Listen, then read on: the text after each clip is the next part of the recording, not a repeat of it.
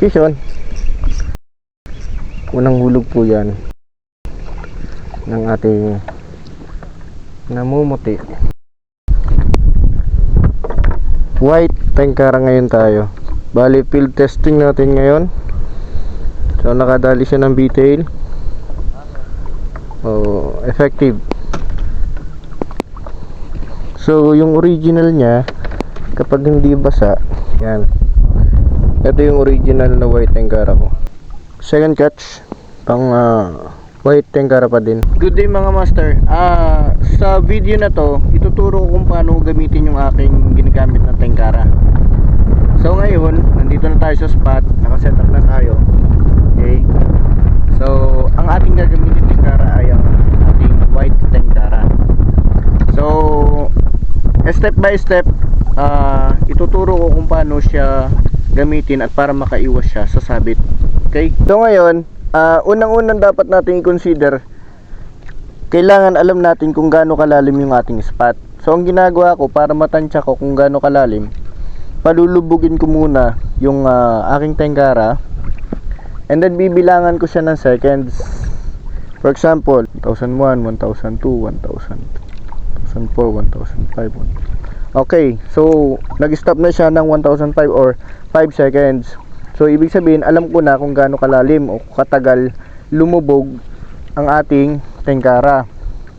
So ito namang ating area na to, itong ating spot na to, hindi naman pantay-pantay yan eh. Hindi pare-parehas ang kanyang lalim kasi may mga nakaumbok na bato. So kung may 5 seconds ako na bilang, gagawin ko lang tong 4 seconds kasi kapag lumatak na yung ating tengkara, ating lure, mas mabilis siya. So gagawin ko lamang siyang 3 to 4 seconds. So ganun ang tekniko. Pagkas kung ganyan, 3, 2, 1, stop. Okay, so yun na yun. Retrieve agad. So ganun agad. So umpisa ng paglatak, 2 twitch agad pataas o 3 twitch para hindi na siya lumatak ng kailaliman. Kasi may posibilidad na sumabit agad. And then after ng 3 na twitch, bilang ako ng 1 to 2 seconds, and then twitch ulit. 1, 2, 3, 1, 2 na sync, 1, 2, 3, palubog ulit ng 2 seconds, 1, 2, 3. So ganun lang, paulit-ulit lang. 1, 2, 3. Hahabulin na siya at makikita na rin siya ng isda. So pinaka the best na gamitin ditong line or main line ay 0.10 mm para mas malayo siyang i-cast. Isa pa. Ganun lang, 1, 2, 3, 4, 1, 2. Palubugin ng 2 seconds, 1, 2, 3. 2 seconds ulit, 1, 2, 3. Okay, yan nakawala. So ganun, 1, 2, 1, 2, 3. So ano siya, hindi siya nakalapat sa mismong lupa o sa mga bato kasi nare-retrieve na agad natin siya in 2 seconds. 1, 2, 3. So ganun lang, paulit-ulit. Para iwas sabit pati, kailangan tansyado mo at alam mo kung talagang sasabit na yung iyong lure o yung tengkara. Kasi ang medyo disadvantage nito ng tengkara na ginagamit natin, lumalatak pa lang siya, kinakagat na siya. Yan, sorry. Nakawala. kinagat.